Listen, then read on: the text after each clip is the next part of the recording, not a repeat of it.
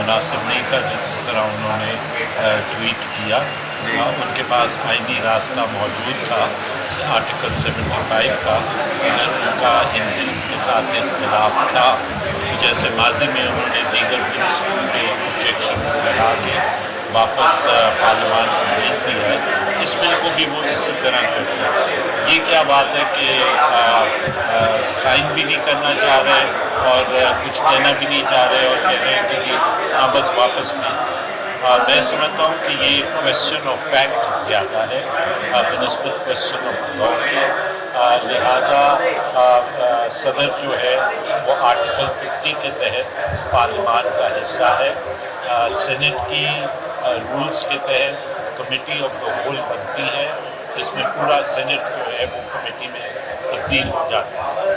President کو اس committee کے سامنے پیش ہونا چاہیے اور جو متعلقہ ان کے افسران ہیں جن کا تعلق اس ایپیسوڈ سے ہے ان کو وہاں پہ پیش ہونا چاہیے اور اس کمیٹی کو پوری تحقیقات کرنی چاہیے کہ ایکچوئل فیکٹس جو ہیں وہ کیا ہیں. اور اگر یہ بات ثابت ہوتی ہے اس انویسٹیگیشن کے اندر کہ پریزیڈنٹ نے مس ریپرزنٹیشن کی ہے تو پھر president should be proceeded against under the constitution and the. اچھا ربڑ صاحب یہ بتائیں کہ صدر کے اب دستخط نہیں ہوئے تو ان ایکٹس کی کیا قانونی حیثیت ہے؟ میں اس پہ ابھی اس بحث میں جانا نہیں چاہتا کیونکہ ابھی یہ بات واضح نہیں ہے کہ آیا صدر کے دستخط ہوئے ہیں یا نہیں. کیونکہ ایک بریتھ میں صدر کہہ رہے ہیں کہ میں نے دستخط نہیں کیے, نیچے وہ کہہ رہے ہیں کہ جی میں معذرت تھا ان لوگوں سے جن کو یہ افیکٹ کرے. یہ بات سامنے آتی ہے. آرٹیکل 75 بڑا کلیئر ہے اس. اچھا سر, اگر ٹویٹ کی کیا قانونی حیثیت ہے؟ اگر کل کو صدر آ کے کہتے ہیں کہ یہ ٹویٹ بھی میں نے نہیں کیا ہے, میرے اسٹاف نے کیا ہے, تو کیا ہوگا؟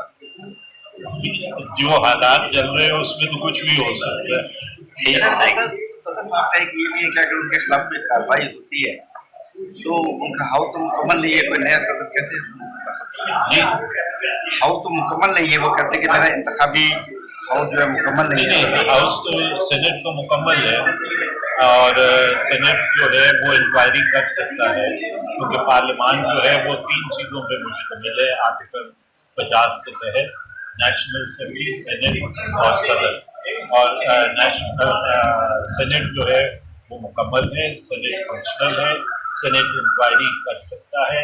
امپیچمنٹ کی جو اگر امپیچمنٹ پر بات آتی ہے تو وہ جب تک نئی نیشنل اسمبلی نہیں ہوتی وہ ایک الگ مسئلہ ہے. لیکن اس میں مسئلہ یہ بھی آئے گا کہ غالباً 9 ستمبر کو صدر کی ٹرم ہی ختم ہو رہی ہے, تو آیا امپیچمنٹ ہو پائے گی یا نہیں, تو بہرحال وہ ایک الگ مسئلہ.